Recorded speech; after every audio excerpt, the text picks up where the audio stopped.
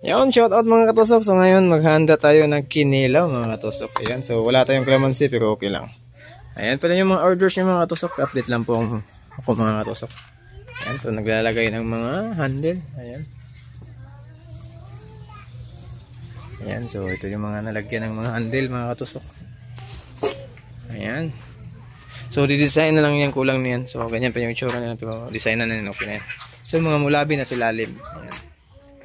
So yun mga katusok, shout out po sa lahat. Maraming salamat po sa mga nag-order. Ayan, so mag-prepare muna tayo ng ating makain o pananghalian. So magkikilaw tayo ng bilis. Ayan. So una mga katusok, lagyan natin ng suka to para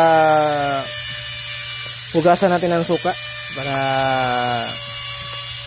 mawala yung langsi.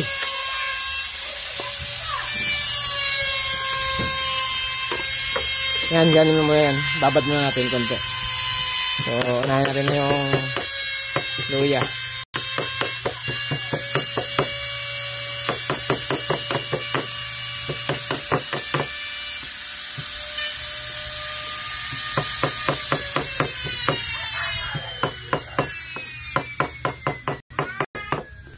Okay na yan. Ay!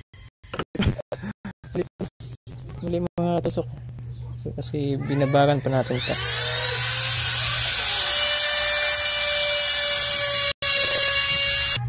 Next natin mga tusok ay sibuyas bombay.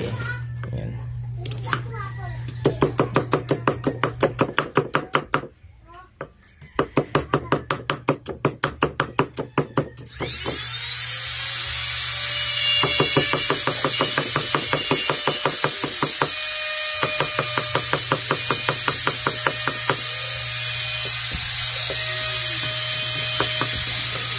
Ayan. So, yan ay tanggalin natin yung pangbabad niyan. So, ayan na. Tinanggal na natin mga katusok. So, lagay natin yung yan lang yun. So, yan lang yung ano natin. Yung wala tayong kalamansi. So, suka na lang diretso. Ayan, matik na. At saka asin, bitchin. So, ayan. Konting asin mga katusok. Konting bitchin. Sige na. Konti. So wala na eh. At haluin lang natin. Halo-halo lang.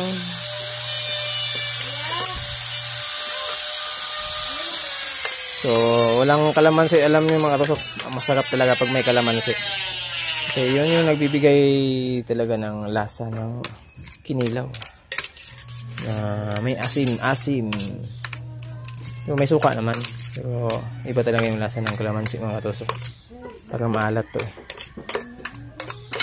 Kasi hindi natunaw yung asin. Parang maalat talaga to mga katusok. Sobra pala ang dami nalagay.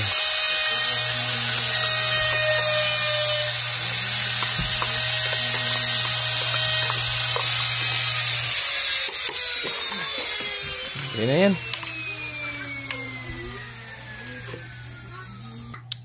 Parang ginamos yung kinilaw natin mga katusok. Hindi siya maalat, parang ginamos lang. So, konti lang yung sili na kuha natin mga katusok. So, pwede na yan. Basta may sili.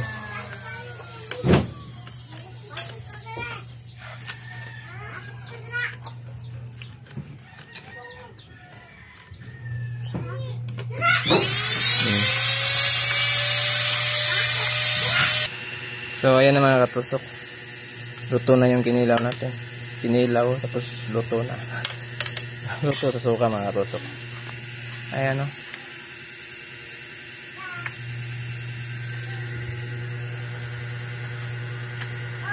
Okay mga katusok. Kahit maalat.